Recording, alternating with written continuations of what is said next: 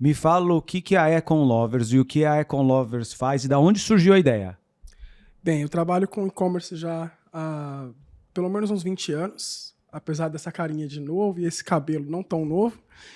Desde 99 eu trabalho com isso. E naquela época só tinha a Booknet, Submarino, né? Foi se tornando ali o e-commerce no Brasil.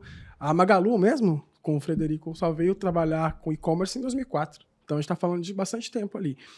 E de lá até a minha jornada atual, eu montei muito time, eu trabalhei com muita gente, eu fui muitas vezes e-commerce, né? Que os empresários que estão ouvindo a gente aqui sabem o que eu tô falando, que é você sozinho faz tudo, né? Então eu fui muitas vezes e-commerce e eu vi a dor que era ter um time bem qualificado e tudo mais. E aí eu acabei entrando para a área de educação, e aí eu dei aula de e-commerce por 8 anos, na Com School, que é uma escola que a Magalu, inclusive, adquiriu, né, recentemente, e se tornou talvez a maior escola de e-commerce na época em que eu dava aula lá, com centenas de outros professores. E nessa jornada de dar aula, de e-commerce, formar pessoas, criar novos negócios, a gente descobriu que tinha um nicho carente, que era literalmente a formação desses profissionais de e-commerce, mesmo com tantas escolas digitais, e a maneira com que a gente contratava essas pessoas. Porque os filtros de busca dos sites de vagas eram ruins, e continuam ruins, graças a Deus, e é por isso que a gente existe. E como a minha esposa da área de RH, também na mesma jornada ali há 2 décadas. Juntou o conhecimento com a oportunidade. Exatamente. A gente tinha uma sinergia, né? Vamos falar assim. A minha esposa da área de RH, mais de 20 anos também. Até antes de eu começar com e-commerce, ela já trabalhava com isso, ela já gostava dessa área. E aí ela, grávida, pós-maternidade, eu não sei se você sabe desse número, mas mais de 60% das mulheres que empreendem no Brasil são pós-maternidade. É bem interessante, que você vê uma necessidade de flexibilizar tempo e, ao mesmo tempo, criatividade para suprir alguma necessidade que surgiu depois da maternidade. E minha esposa foi a mesma coisa, tenho 2 filhas. E aí ela falou, quero fazer alguma coisa, não quero voltar para o mercado, eu quero fazer alguma coisa, eu sei que vai dar trabalho, vai ser talvez mais trabalhoso, mas eu quero fazer. E numa noite, Dema, a gente criou o Econ Lovers, eu estava em casa, e aí eu peguei meu celular, né? Olha que coisa engraçada, eu peguei meu celular e eu fui levantar quantas pessoas, que tipo de negócio eu poderia abrir, porque ela estava me instigando com aquilo naquela noite, era uma sexta-feira, se não me engano, e eu fiquei olhando no meu WhatsApp ali, eu comecei a ver várias indicações. Mário, me indica um analista. Mário, me indica um assistente de e-commerce. Isso é bem comum, né? Se você é algum expoente na tua área, pessoas te procuram para você ajudá-los, né? A conectar com novas pessoas. E aí eu tinha muita indicação, mas muita, assim. Toda hora eu indicava alguém. E aí eu levantei lá e falei, deixa eu ver se meu dedo é podre ou se de fato eu sou um bom indicador de pessoas, se eu sou um hunting valioso, né? E aí eu peguei aqueles dados e eu levantei, eu tinha uma indicação por mês nos últimos 3 anos, de pessoas que estavam alocadas em algum lugar.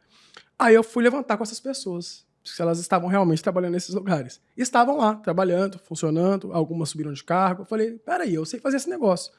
Aí eu chamei minha esposa e falei, eu entrei na sua área sem querer aqui, estava indicando gente, mas eu não tenho a expertise que você tem. Topa abrir um negócio de recrutamento para e-commerce?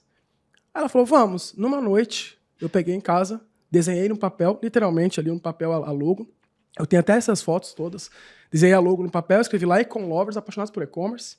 Gostei da ideia, vi se tinha nome, não tinha. Registrei em 1 hora meu domínio. 2 horas depois ele estava ativo num servidor. Eu criei um site inteiro, que eu sou nerdola, né? Adoro ficar mexendo ali com o computador e tudo.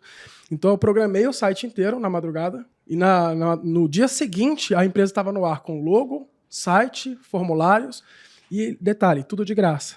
Por quê? Porque o meu curso foi só o servidor. Eu precisava testar esse MVP, eu precisava testar esse produto para ver se tinha market fit, se alguém pagaria por isso, né? E aí eu montei tudo de graça, bootcamp total ali, conectei com serviços gratuitos que me davam chamadas, por exemplo, MailChimp, para mandar e-mails para as pessoas que se cadastravam. Ele me dava 2.000 cadastros de graça na época e X e-mails por mês. Então, quando eu estourava os e-mails ali, que eu estava testando, eu ia lá e criava uma nova conta e conectava de novo. Então, era tudo manual. É aquela velha história da vending machine, né? Por fora, uma vending machine bonita, por dentro tem um cara fazendo um cafezinho e te entregando com a mão. Então, era um site de fachada. A gente fez. Meu custo inicial foi R$300 e o meu primeiro cliente me pagou 36 mil. Uau. Então, foi um negócio assim que eu falei, nossa, tem fit. E aí, foi engraçado, porque em 3 meses a Renner nos procurou. E aí, imagina, que chegava numa planilha. Ela mal sabia que eu não tinha nem contrato, né? E aí a Renner nos procura, tá lá, Grupo Renner no lead. Eu achei que era uma piada. Eu falei, não, o grupo Renner no lead não faz sentido. Eu não gastei R$1 com marketing. O primeiro ano foi R$300 o custo. Eu não contratei contador no primeiro ano. Porque eu queria ver se funcionava aquilo, né?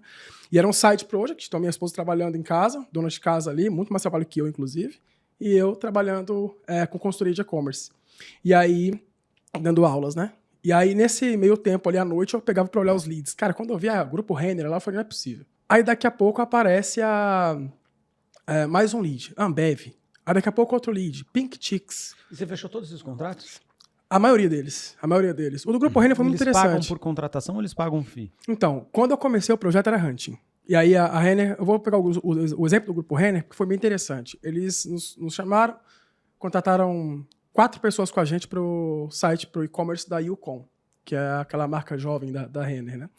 E eu tava conversando com o pessoal deles lá e cara, o padrão de recrutamento brasileiro, você até acho que de outros países também, você abre uma vaga, no site de vaga, tradicional, só que quem abre a vaga é o Recursos Humanos. Recursos Humanos não fala o e-commerce case, ele não fala aquela língua do e-commerce.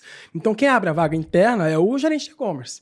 Ele vai lá e abre a vaga para o RH. O RH pega aquele formulário que já vai ter qual é o telefone sem fio, né? Quanto mais camadas, vai se perdendo a qualidade, né? E aí o RH pega aquela vaga, pega o analista de RH e abre a vaga dentro de um site de vagas. Só que ali já se perdeu muita informação no sentido da qualidade do que você quer. E aí, obviamente, quando você abre a vaga, vai vir quem? Motorista, confeiteiro, o cara que é do market share de outro negócio e ele quer conectar com aquele tipo, que eu tô mudando de carreira. Enfim, tem N pessoas. Uma menina que é enfermeira e acabou de entrar no e-commerce. Então ela não sabe nada ainda. Então essa galera vai se candidatar. E, é o grupo Renner, todo mundo quer, né? Obviamente, veio um monte de gente para recrutar, um monte para selecionar, e eles não conseguiram nenhum para 6 pessoas, que eram para 4 cargos. Normal, isso é bem tradicional. Todo mundo aqui passa por isso. Então, tudo certo. Eles chamaram a gente mandou 6 pessoas, eles contrataram 4. Aí eu falei, a gente é bom nesse negócio. Faz sentido. Aí daqui a pouco veio outra empresa. A gente manda 3 pessoas, eles contratam 3. A gente manda 2, eles contratam 2. Aí eu falei, esse hunt faz sentido. Qual é o problema? Na minha visão, uma empresa que quer expandir, e eu também tenho um coração expansionista, eu não consigo ver uma expansão saudável para um negócio que, hoje em dia, está fadado a crescimento de quantidade de gente e estrutura. Então, eu queria um negócio que fosse escalável, que fosse recorrente e que fosse digital. Então, eu falei, eu quero escala, quero digital e quero recorrência. Se eu for para o hunting, eu nem posso me dizer que eu nem posso me considerar uma startup, porque eu estou fazendo o que todo mundo já faz. Eu só nichei, né? Mas logo vem uma hunting maior do que eu, traz um cara de e-commerce e recruta no meu lugar. Então não faz tanto sentido. E o hunt era assim, 100% do salário espelhado, 4% do salário anual espelhado. Então é aquele negócio que você faz ali baseado na vaga. O que a gente fez? Eu fiquei semanas tentando criar uma empresa que mataria a minha empresa. Como que eu posso criar uma startup que me engoliria, né? Eu sendo um commodity de hunting. E a gente pivota o produto. Hoje ele é um SaaS. Então a ideia é que a Econ Lovers hoje ela é uma comunidade de e-commerce focada em absorver talentos de e-commerce, treinar esses talentos de e-commerce. Então a gente tem a Econ Lovers Academy, onde a gente treina essas pessoas. A gente tem 10 anos de experiência em aula de e-commerce. Já treinei um monte de gente, inclusive treinei a Samsung. Né? Eu não sei se era na época que você estava lá, mas a Samsung contratou como school, se eu não me engano, para InCompany, para treinar as lojas na parte do Omnichannel. E eu treinei o time da Samsung. Então, quando eu ia na loja, o cara falava, você que deu aula pra gente, era bem legal. Então, eu treinei muita gente. E aí, nessa expertise toda, eu falei que agora eu vou distribuir essa expertise dentro do nosso negócio. Por quê? É um looping. Eu atraio os talentos específicos. Então você ganha dinheiro pelo hunting. Aí eu parei com o hunting e agora virou SaaS. A empresa vai pagar para ter acesso a essa comunidade. We choose to go to the moon in this decade and do the other thing. 7, 6, 5, 4, 3, 2, 1.